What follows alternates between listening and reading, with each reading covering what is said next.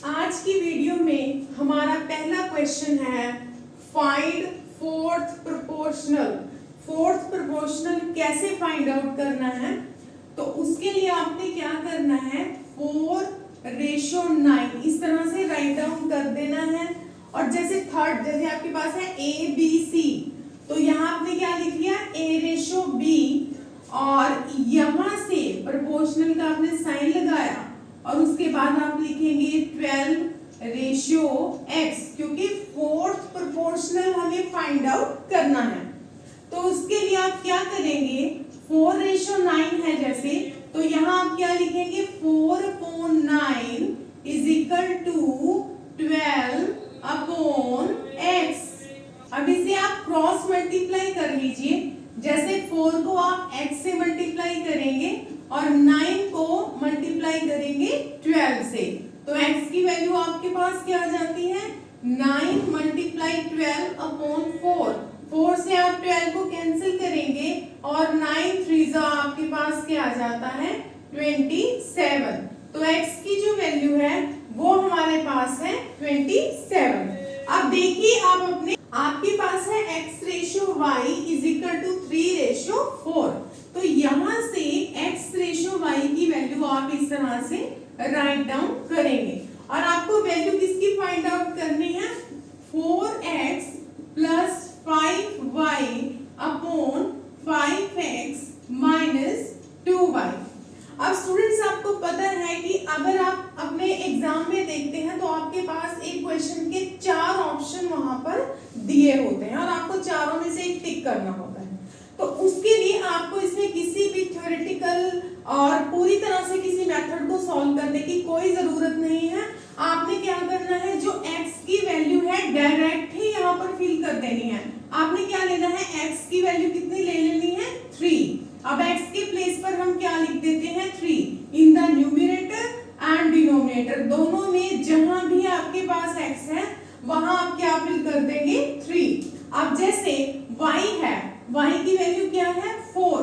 अब यहां से जहां पर आपके पास है y, वहां आप y की वैल्यू को 4 में इस तरह से y की वैल्यू 4 फिल कर दीजिए और उसके सॉल्व करने के बाद आपके पास क्या आ जाता है 12 + 20 और इन द डिनोमिनेटर 15 - 8।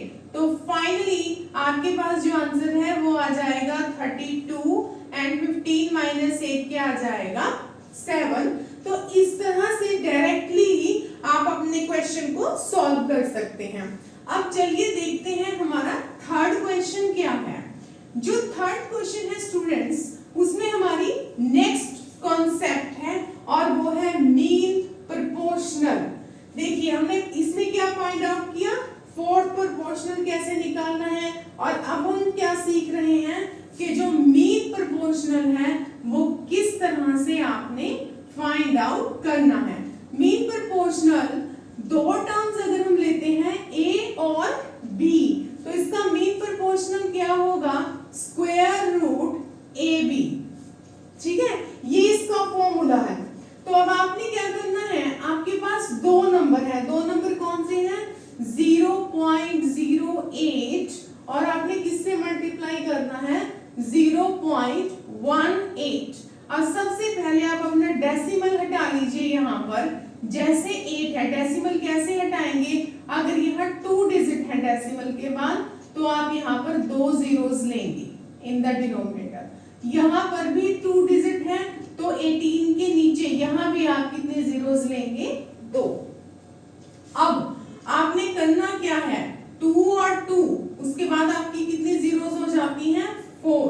ठीक है, और आप क्या करेंगे 18 को 8 से मल्टीप्लाई कर लेंगे, तो 8 8 = 64 और 8 + 6 14। तो स्टूडेंट्स एक बात आपने बड़ी ध्यान से नोट करनी है, जब भी हम स्क्वायर रूट निकालते हैं तो काफी स्टूडेंट्स यहाँ तक आने के बाद कैंसिल आउट करना शुरू कर देंगे, जैसे 2 के टेबल पर या 4 के टेबल पर इसे कैंसिल करने की कोशिश करेंगे। तो उससे क्या होगा कि आपका क्वेश्चन बहुत ज्यादा कॉम्प्लिकेटेड हो जाएगा और आप आंसर से थोड़ा सा दूर चले जाते हैं। ठीक है, अब हमने इसको सॉल्व करने का एक shortcut easy way find out करना है, वो ये है कि आपने भूल कर भी इसे कैंसल आउट नहीं करना। अगर आपके पास डिनोमिनेटर में जीरोस हैं, आप उन सारी जीरोस को इकट्ठा कर लेंगे, व्हाटएवर सो कि न्यूमरेटर में आपके पास क्या है, इसका न्यूमरेटर में जो मतलब स्क्वायर रूट है इसका सॉल्व होगा या नहीं होगा, ये टेंशन नहीं लेनी आपने, सिर्फ जो जीरोस हैं उन्हें कैंसिल नहीं करना।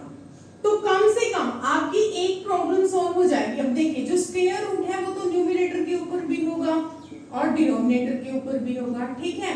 अब आप सबको पता है अगर यहाँ 4 जीरोस हैं और अगर आप स्क्वायर रूट ले रहे हो तो आपके पास कितने जीरोस रह जाएंगी, 2, ऑब्वियसली 2 कैंसिल आउट हो जाएंगे। और 144 का जो स्क्वायर रूट है वो क्या आ जाएगा हमारे पास, 12।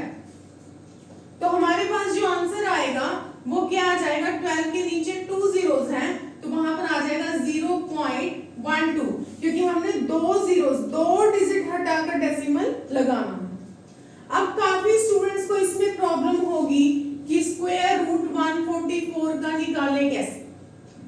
तो स्टूडेंट्स स्क्वायर रूट निकालने की जरूरत नहीं है आपको, आप इसे फैक्टर्स बना लीजिए। सिंपल फैक्टर्स 2 के टेबल पर जाएगा, फिर इसे 2 के टेबल पर कैंसिल आउट कर दीजिए, फिर 2 से कैंसिल कर दीजिए, फिर 3 के टेबल पर और फिर 3 के टेबल पर, फिर यहाँ 1। अब देखिए आप 2 2 4, ठीक है। अब एक मिनट, यहां से आप इसे 2 के यहाँ पर आएगा 2 9 18। अब यहां आप इसे फैक्टर बनाइए, 2 2 4, यहां पर फिर 2 2 4 और क्या बन गया आपके पास एक 3 और 3। जब आप इसे मल्टीप्लाई करेंगे 4 3 12, 4 3 12, तो यहां से हमारे पास 2 फैक्टर्स बन जाते हैं और यहां पर हमारे पास क्या आ जाता है 12/100, ठीक है। तो इस तरह से आपके पास जो है आंसर आ जाएगा। अब स्टूडेंट्स एक बहुत ही डिफरेंट सा क्वेश्चन जो है मैं आपके साथ डिस्कस कर रही हूँ और ये आपकी वीडियो का लास्ट क्वेश्चन होगा। अब देखिए ये जो क्वेश्चन है किस तरह से है कि क्वेश्चन हमारे पास इंडिसेस टॉपिक से है, लेकिन क्वेश्चन बहुत डिफरेंट है आपका।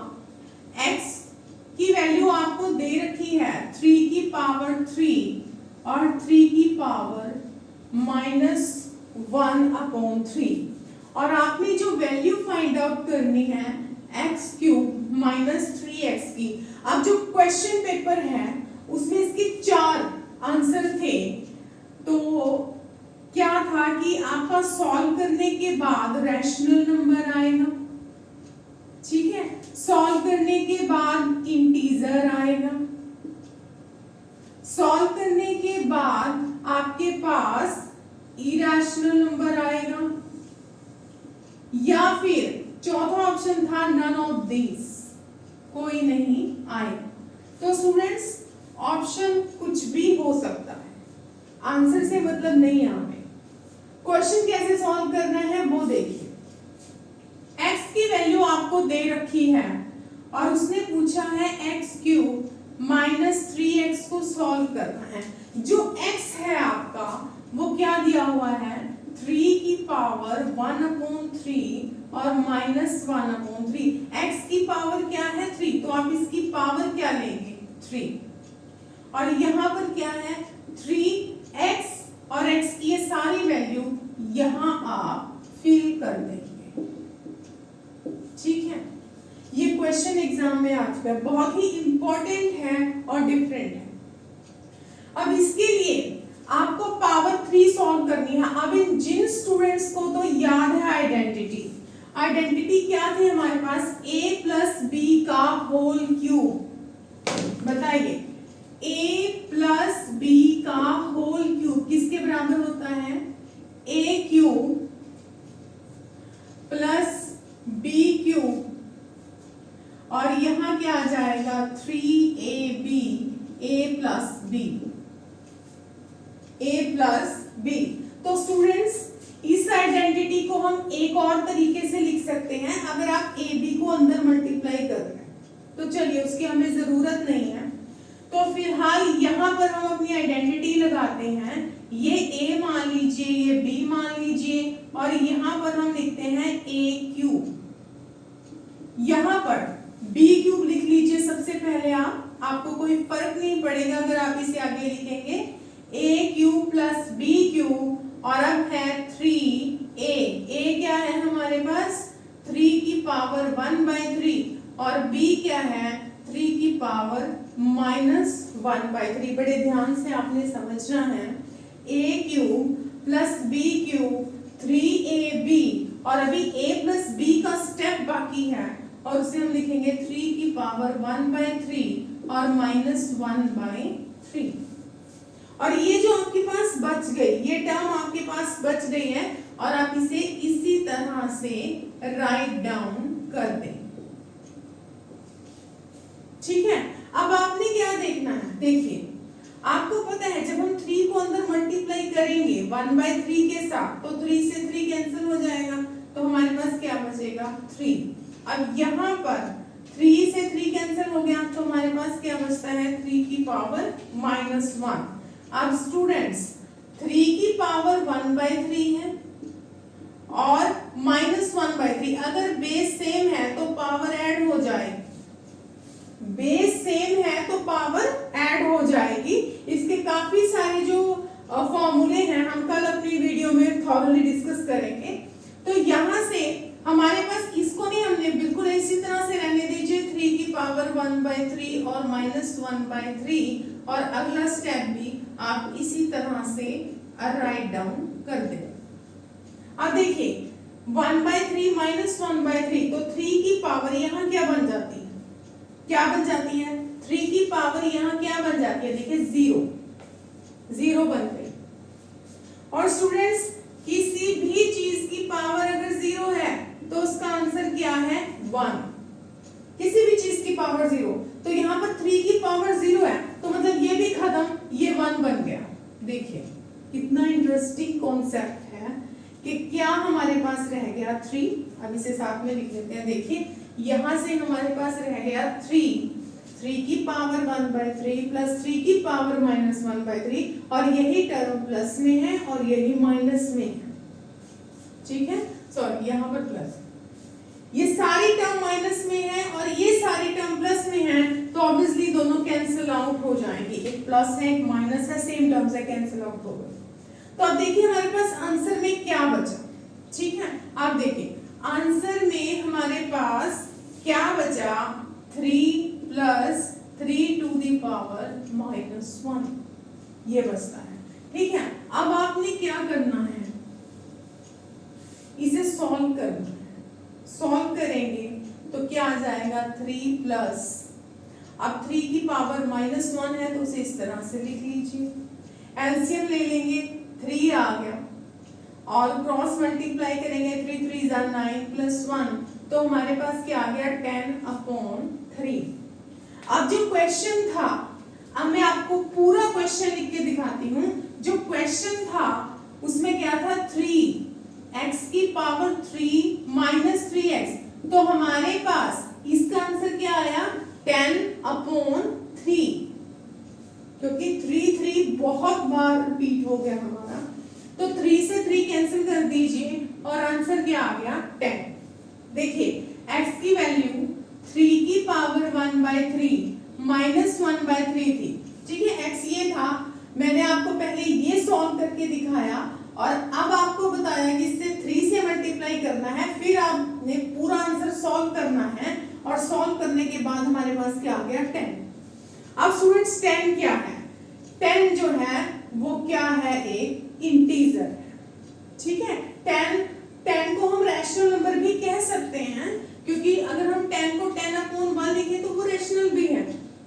लेकिन मैंने आपको पहले ही बताया कि ये जो इसके ऑप्शन हैं हर एक पे एग्जाम के लिए बिल्कुल अलग अलग लिखे जाते हैं। ठीक है, तो इसका जो प्रॉपर आंसर है वो क्या है इंटीजर। तो इस तरह की जो क्वेश्चंस हैं इंडिसेस के, मैंने आपसे इस क्वेश्चन को डिस्कस किया है क्योंकि ये बहुत ही ज्यादा इंपॉर्टेंट क्वेश्चंस हैं। लेकिन इंडिसेस के रूल्स जो हैं और कुछ और क्वेश्चंस हैं वो हम अपने नेक्स्ट वीडियो में डिस्कस करेंगे। Thank you so much.